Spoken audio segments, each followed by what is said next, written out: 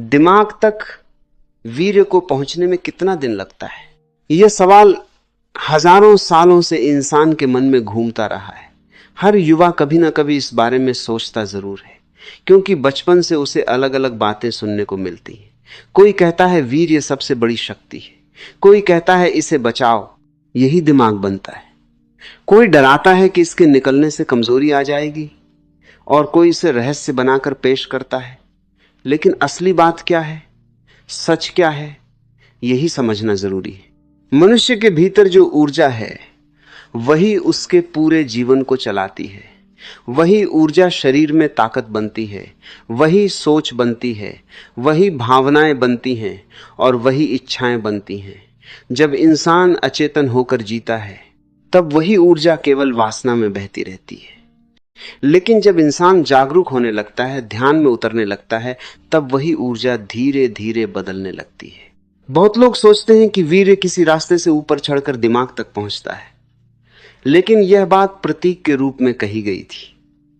इसका अर्थ था कि जब इंसान अपनी जीवन ऊर्जा को बिना समझे हर जगह बिखेरना बंद करता है, तब उसका असर उसके मन और बुद्धि पर दिखाई देने लगता है।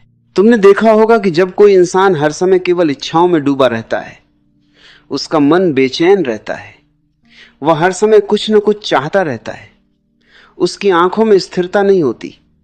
लेकिन जब वही इंसान थोड़ा शांत होता है, अपने मन को समझता है, ध्यान करता है, तब उसके चेहरे पर अलग प्रकार की शांति आने लगती है। उसकी आवाज बदलने लगती है, उसके भीतर कॉन्फिडेंस पैदा होने लगता है। ऊर्जा हमेशा एक ही रहती है, फर्क सिर्फ दिशा का होता है। वही ऊर्जा अगर नीचे की तरफ बहती रहे तो इंसान केवल शरीर तक सीमित रह जाता है, लेकिन वही ऊर्जा अगर जागरूकता में बदलने लगे तो इंसान के भीतर नई समझ पैदा होती है। बहुत लोग अपने शरीर से लड़ने लगते हैं। वे सोचते हैं कि इच्छाएं दुश्मन है, लेकिन इच्छाएं दुश्मन नहीं है, अचेतनता दुश्मन है। अगर इंसान बिना समझे केवल आदतों का गुलाम बन जाए तभी समस्या पैदा होती है। लेकिन अगर वही इंसान जागरूक होकर जीना शुरू कर दे तो वही ऊर्जा उसके लिए शक्ति बन जाती है। इसीलिए पुराने समय में ध्यान को इतना महत्व दिया जाता था, क्योंकि ध्यान इंसान को उसकी ऊर्जा के प्रति जागरूक बनाता है। ध्यान का मतलब इच्छाओं को दबाना नहीं है, ध्यान का मतलब है उन्हें समझना। जो चीज समझ में आ जाती है वह धीरे धीरे बदलने लगती है।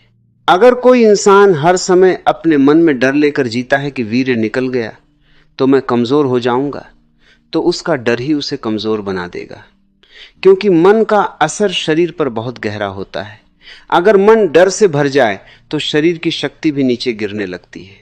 लेकिन अगर कोई इंसान स्वस्थ जीवन जी रहा है, अच्छा भोजन खा रहा है, ध्यान कर रहा है, अपने मन को शांत रख रहा है, तो उसके भीतर अलग प्रकार की ऊर्जा महसूस होने लगती है।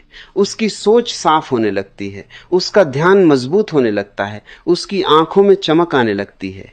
बहुत लोग केवल दिनों की गिनती में उलझ जाते हैं। कोई कहता है 30 दिन, कोई कहता है 90 दिन, कोई कहता है 6 महीने। लेकिन असली परिवर्तन दिनों से नहीं आता, असली परिवर्तन चेतना से आता है। अगर इंसान केवल गिनती करता रहे लेकिन भीतर वही वासना, वही बेचैनी और वही डर चलता रहे तो कुछ नहीं बदलेगा।